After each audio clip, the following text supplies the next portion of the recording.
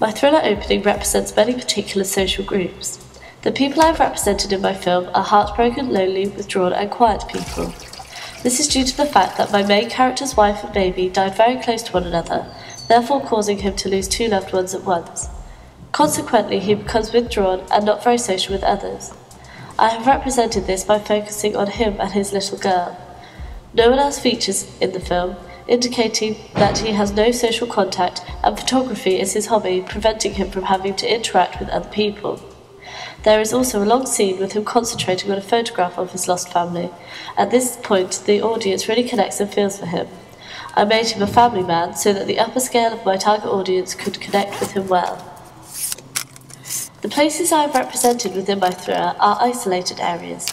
The dark room is almost like the main character's personal space.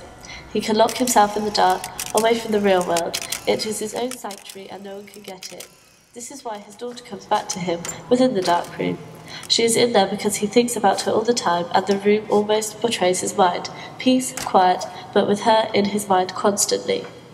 I have also portrayed the woods and countryside as it is calm, secluded, and he can also be on his own in this area, avoiding the busyness of city life.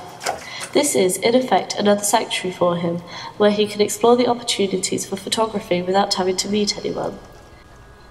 The ideas and themes I wanted to portray were how loneliness can play with your mind and change who you are, portrayed in the film by the contrast of his serious expression within the film and the smiling, relaxed and happy person we see within the photograph.